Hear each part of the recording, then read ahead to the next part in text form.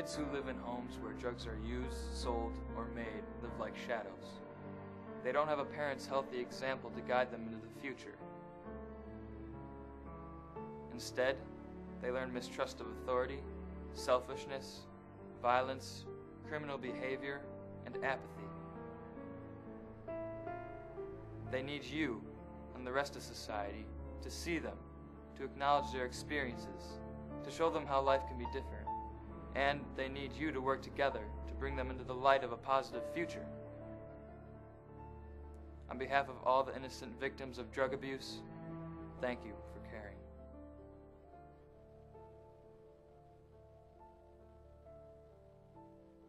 Children who are raised in a methamphetamine-affected home grow up in the shadows. They're forgotten. The drug is the #1 priority. We're dealing with methamphetamine by holding those accountable who use, manufacture, and distribute methamphetamine in the traditional prosecution sense. So we've taken a victim-first approach to try to help those children in any way we possibly can through our office. When our children are disadvantaged, it affects everyone in our community. It affects everyone in that classroom when they go to school, if they go to school. It affects our healthcare system. It affects the well-being of our community in every way, shape, and form. The entire community needs to get involved to deal with the difficulties of alcohol and narcotics abuse. It is everyone's problem.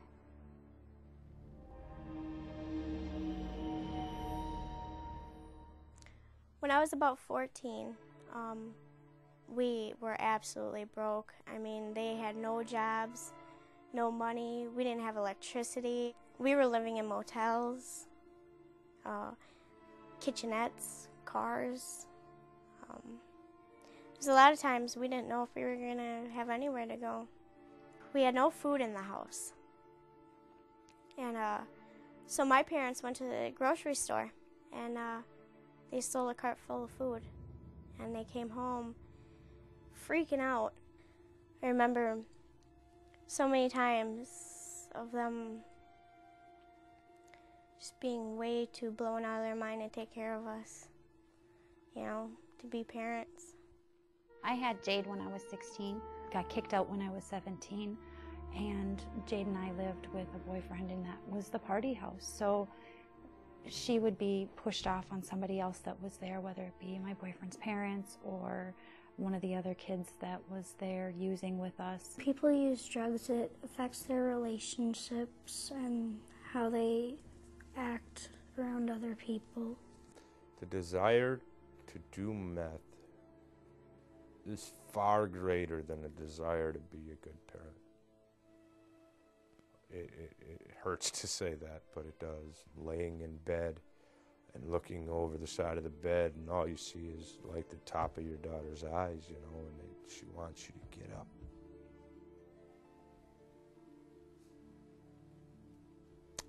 That's the hard part.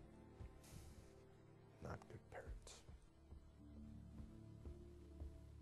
I'm a member of the St. Croix tribe of Chippewa here in the northern part of Wisconsin. I can tell you I'm surrounded by it. Meth is all around me here. I have a brother serving 23 years in a federal prison.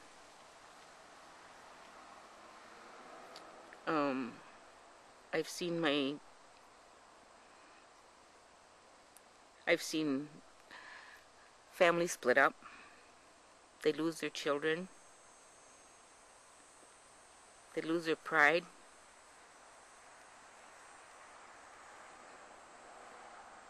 I mean, everything goes. And it doesn't matter to them. I mean, they don't even have homes after a while. They don't have anything. I've raised probably 15 of my nieces and nephews.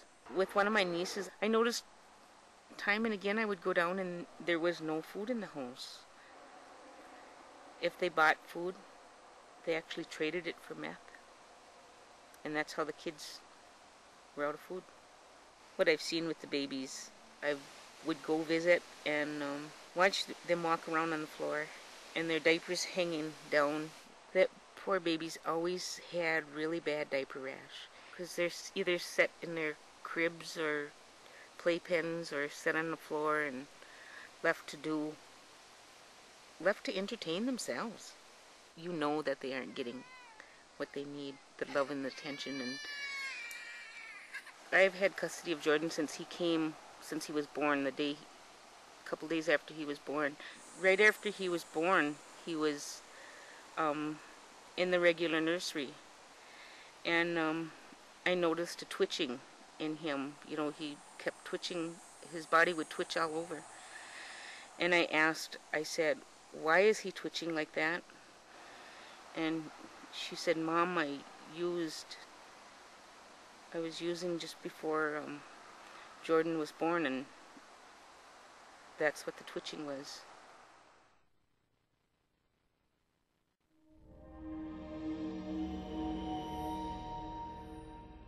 My mom sold a lot of different kind of drugs, methamphetamines, marijuana, acid, coke. My father was very violent with my mother and aunt, very violent with his sons. You know, he'd fist fight with his sons. Maybe you'd see some fat lips, a bloody nose or something, getting backhanded in the face. You know, some missing hair once in a while from getting your hair pulled.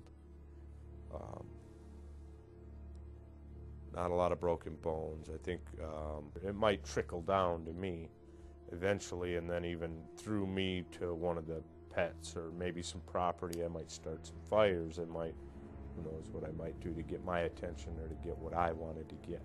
I remember one of my first fires, I was 6, 7 years old.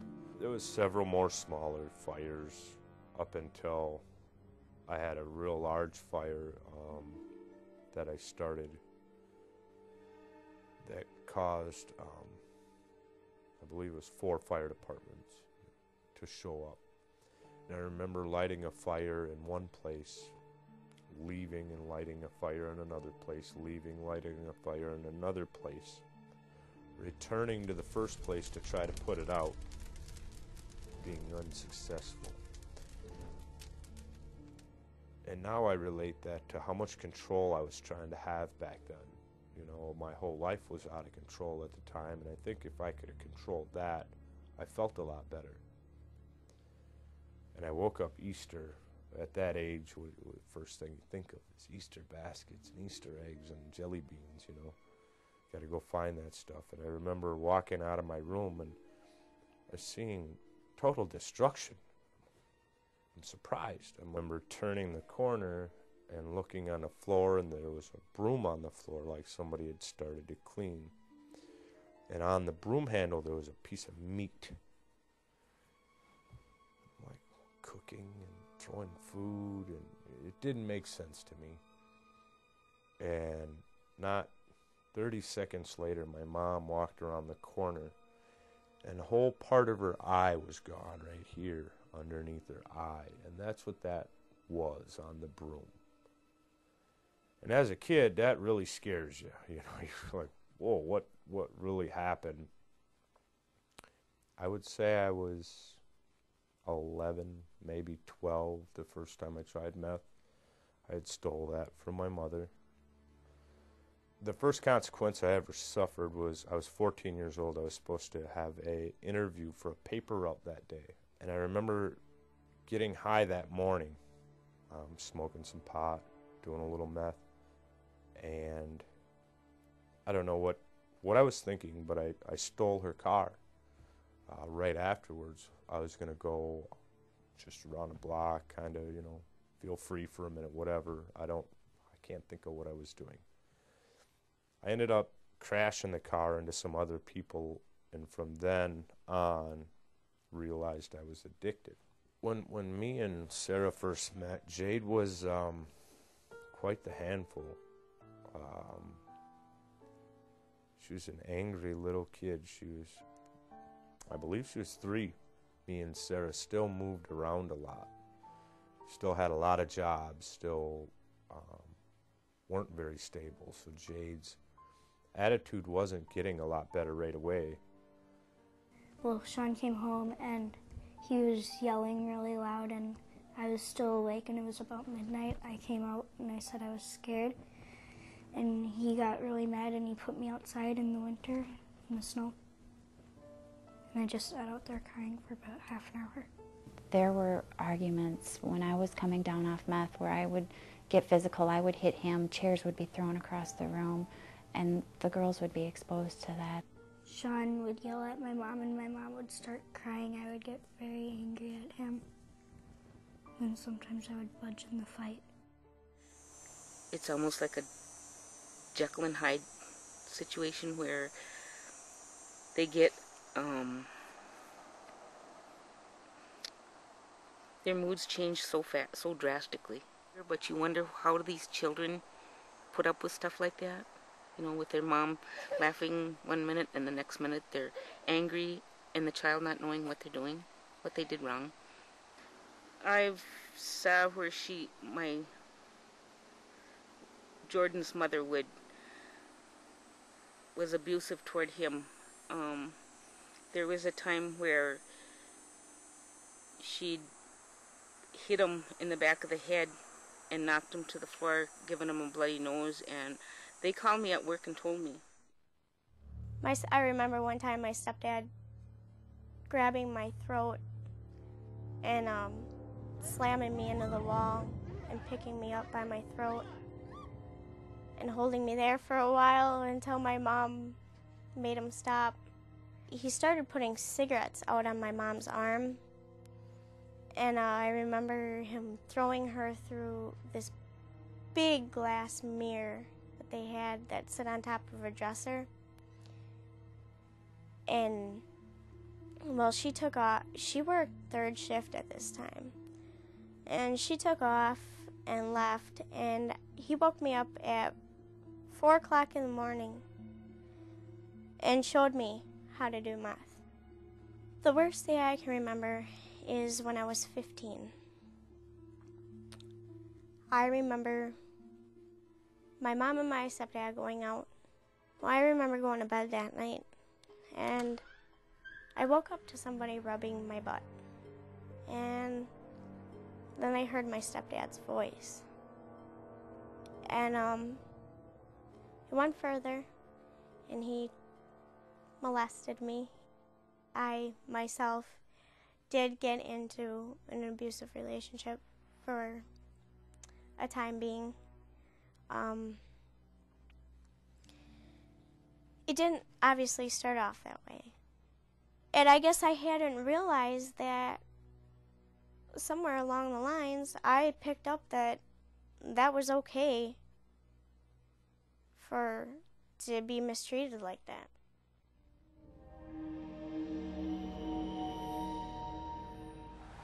With Jordan, he has behavior problems that I've seen.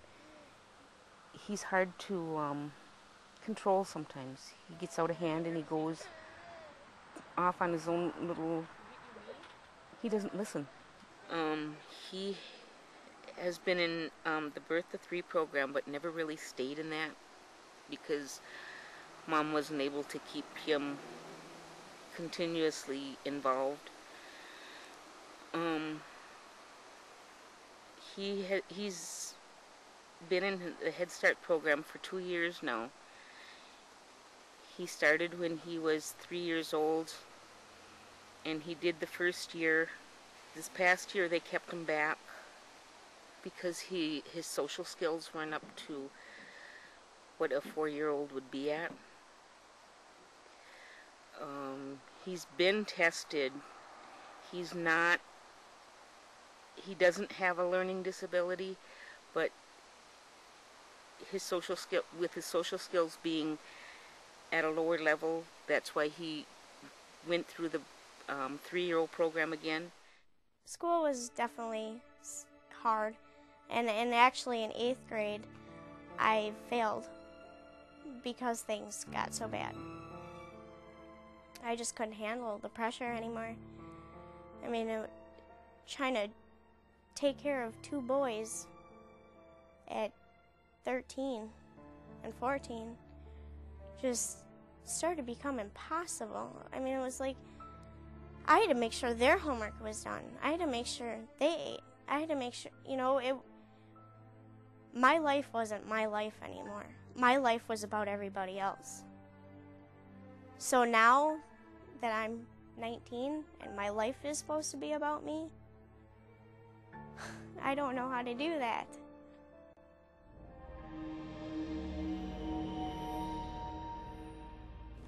She learned early on how to take care of herself because I wasn't there.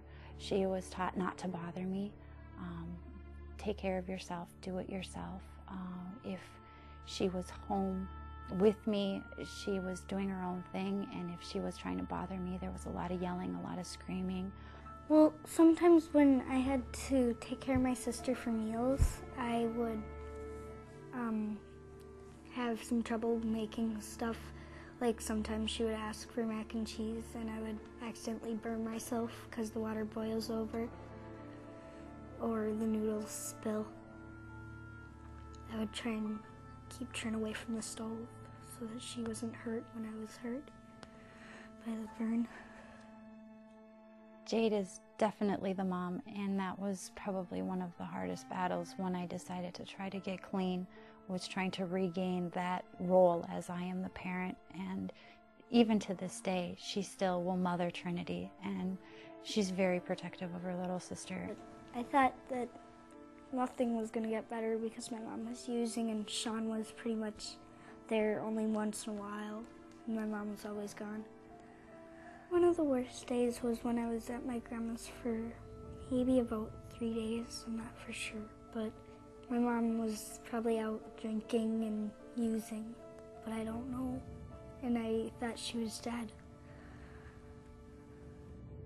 I felt that it was my job to keep everybody together, to keep everybody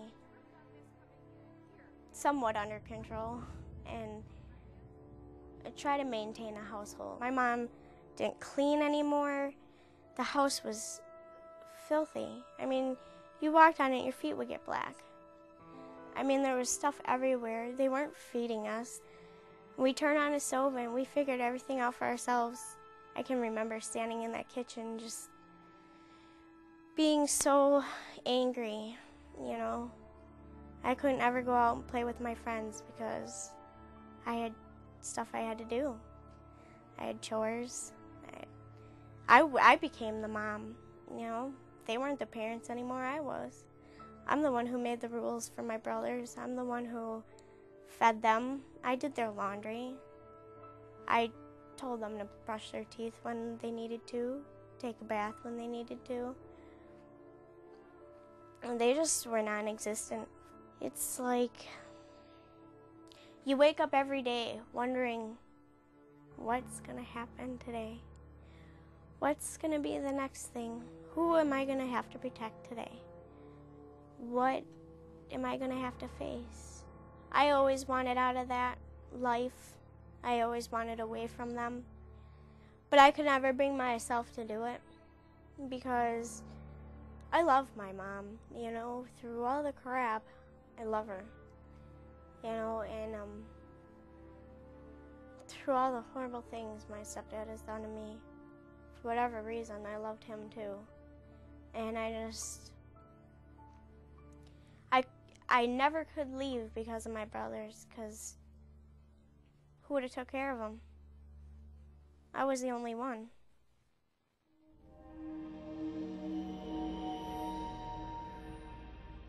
When me and Sarah split up, I was very depressed. So I got some help that way first to try to at least get my brain working right, to be able to think clearly. And then I went to treatment, and then I went to a halfway house for 75 days. I got sober on March 26th, 2001. I went to an outpatient treatment in 2001, and I wasn't honest, and I was drinking through my treatment, went back to 12-step meetings, got sober again, and now I've been sober since December 10th, 2003. My mom does a lot more now than she does before. I love Sean a lot. He helps me with my homework. He helps me with other stuff too. But I only get to see him every other weekend. I definitely have a lot more time for my kids today. I go through the ends of the earth to do things for them sometimes, you know, and before it wouldn't have been that way at all, you know. Things are a lot better now. It's like a flower blooming when you go through treatment and actually get clean and sober. Because the more the flower blooms, the more you can see and feel and everything around you. And when it's wide open, you see everything that there is. I do want to do stuff with my life. And I see other kids my age in the same position, and they're doing the same thing that their parents did. Or they're worse off, you know? And I'm trying to fight out of that. I want to definitely graduate, because that's something my mom and dad never did. They both dropped out. And graduate, and I would love to do something with kids. I love kids. I think I'm into kids because I had my innocence taken away so young. And I think kids' innocence is a really precious thing.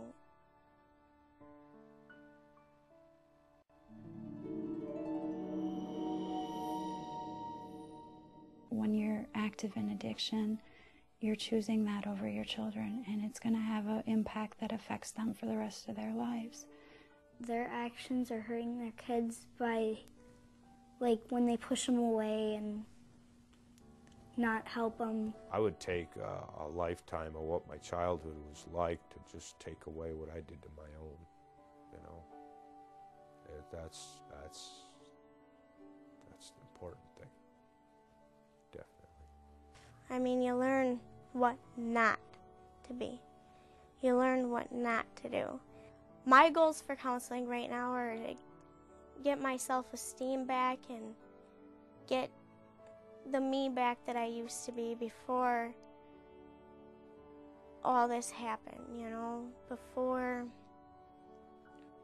everything went wrong, you know, because I used to be, you know, a lot more fun and a lot more easygoing, and somewhere along the lines I lost that, and I really want that back. Basically the kid in me, I guess. I feel like it's died a little bit. Is it easy to quit meth? No. Is it worth it? Yeah, if you take a look at what you have. I'm proud of these people who are getting off and getting a life, getting their lives back so they can give it to their children, and their children can give it to their children.